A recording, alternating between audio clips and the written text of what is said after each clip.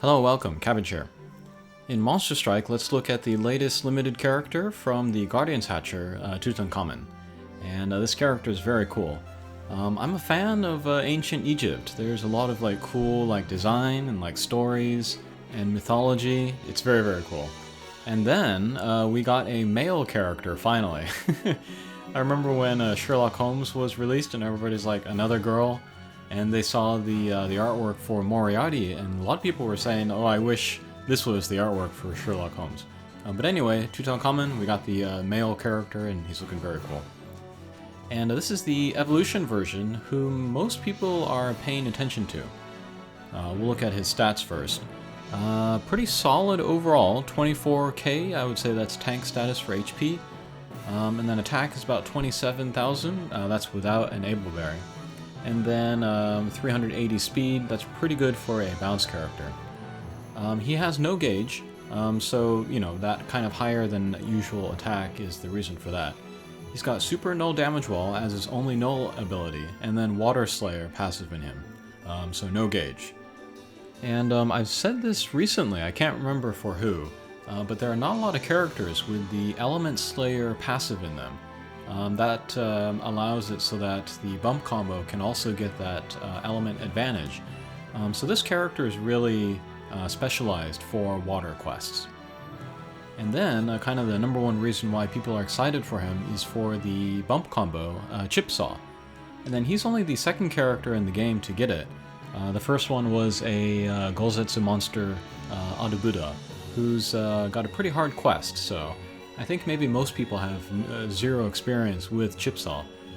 But it's one of the stronger bump combos that has come out lately. So when they announced Tutankhamen to have this bump combo, everybody's like, wow, this is going to be crazy.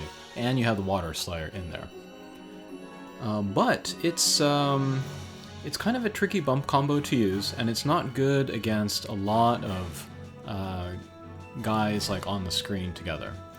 What it does is that it kind of fires out, and it targets the character with the lowest HP, the enemy with the lowest HP. So this could be anybody. It could be like a low HP character that gets revived every turn. It could be a drone or a shield, or if it's the boss by himself, it'll be the boss. And then 12,000 damage doesn't look like a lot for damage, but it hits a ton of times. Hopefully we'll get a good few looks at it in the upcoming play. But yeah, very powerful bump combo, and can't be stopped by anything. But yeah, the disadvantages to it are it's kind of single target unless you're lucky, and then you can't really aim it unless you're managing your enemies' HP, which is difficult. And then Strike Shot might be the least damaging part of the kit. But it's fun. He sets down like an urn, and then as he moves around, lasers will fire from the urn at about the same rate that Shooting Gada's bomb throw will come out. So if you're going like a perfect left and right or up and down angle, maybe you can get a lot of concentrated lasers that way. Otherwise, you're going to get lasers spread all over, which is still pretty powerful. And then this urn, it will stay on screen for a few turns. And then as your other teammates move around, they will also summon lasers from the urns. So yeah, it'll be pretty good damage over the course of a few turns. He only has the null damage wall, so it might be a little bit limiting which quests he can go to. And then of course you want to bring him to water quests. So for that reason, the Ascension is actually the better kind of all-around character. While again, this evolution version is better for water quests. But you could maybe bring him to, quests with gravity barriers or warps or whatever, just to get the use out of that bump combo, because it is so strong. But because it is tricky to use, you might want to kind of experiment with it first, before really committing to using him. And then using a bunch of him together also might be tricky. Because you might get the chip saws all, pulled over to where you don't want them, and then you're not getting any damage at all, so yeah. As for able berries good for him, I think they're pretty obvious. Kin strength to improve his slayer, and then sidekick to improve his bump combo, and I think that's it. He is a just a standard evolution ascension character, so he has only the one ableberry slot. But yeah, I can pretty highly recommend that you give him a hero scroll. Okay, so let's take him to a quest, and then I think this will give us a good idea of how he operates, his advantages and his disadvantages. I wouldn't say he's as game-breaking as like Moses, that's another character, or Himiko, those are characters that he is compared to. But I think he's a lot of fun. His bump combo, it's kind of like high risk, high reward. When it does hit, it'll do crazy damage, but there's a good chance that it won't hit. Okay, but that is a good example of the bump combo going through a weak point. And then as it travels through characters, it slows down to get even more hits. And then there with the Shahrazad, we hit Tutankhamen again. This time it went towards the right, towards the other character, because it had less HP. But we are here in a Holes Black. We want a null damage wall, so this is kind of a perfect quest for Tutankhamen to show him off. It's kind of an annoying quest because you have to juggle buffs. If you take down certain characters, they will give you a attack up, and then you need that to do damage on the mini-boss or boss. But if you take down the other characters, the Aqua Dragons, they will disable that buff. So you'll be back to doing little damage. And then, as my max look, I'm bringing Magmel. And this is great news for Magmel because with the release of Tutankhamen, they kind of have another lease on life. I'm still using them a lot. But they're both wood element. They both have null damage wall. And then Magmel has the copy bump combo. So they can also get out the chip saw. So they have very good synergy together. And I think they're both demi-humes as well. So like kin strength ableberries, they'll work together. Okay, but Tutankhamen here has the attack up. So with Magmel, let's just hit him. Let's see where the chip saw goes. Okay, went towards the character with the lowest HP, so no big deal there. These Aqua Dragons, I'm pretty sure, have low HP, so that's where that's going to go. But here, let's look at the direct attacks from Tutankhamen. And this is something that can be kind of easily forgotten, but he has very strong direct attacks.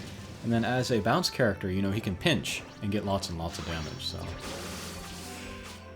Okay, so there, the chip saw went towards that one Aqua Dragon, but the boss's weak point was close enough that we got some hits in there and some good damage, so...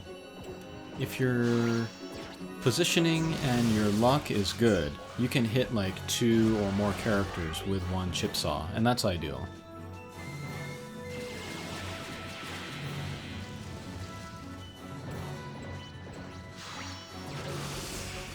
Okay, so there we also hit the 2 characters. Thankfully we hit them in the right order so that we end up with the attack up buff. Alright, and then again with the Tutankhamen, let's get the direct attacks in there. Okay. Good damage, just as we expected, I think.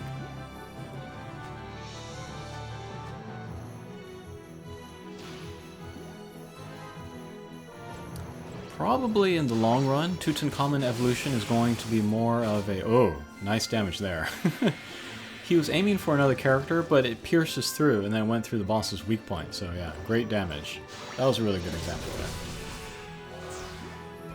But yeah, Tutankhamen, he's probably in the long run, the evolution version, going to end up being more kind of a sort of a fun novelty character rather than like an almighty character like Moses.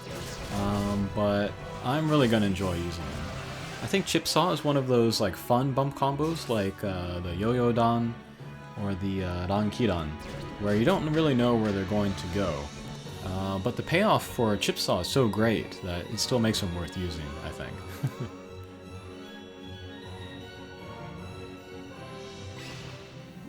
Okay, here we are in the boss sequence. Tutankhamen still has the attack up, So maybe let's hit him here. Let's see where the chip saw goes.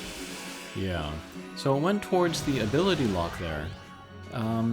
You can kind of, like within the turn that you are acting, if you're acting as a teammate, you can kind of determine where the chip saw is going to go. So there, you know, I took down the ability lock. I took him down to 0, so he didn't register as a target anymore. And then I hit Tutankhamen, and then the chip saw went out to a different target. So in that way, you can kind of manage the HP of the enemies, and then also where that chip saw is going to go.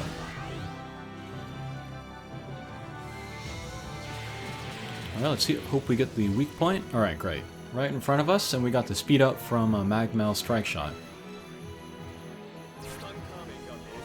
So let's use the Strike Shot. He'll set down the little turret. Unfortunately, I was a little bit too ambitious in trying to take down the anti-bounce guy and the boss, so the boss ended up with a little bit of life left. But yeah, the laser follows Tutankhamen as he moves, and then in subsequent turns, it'll follow other teammates, so yeah.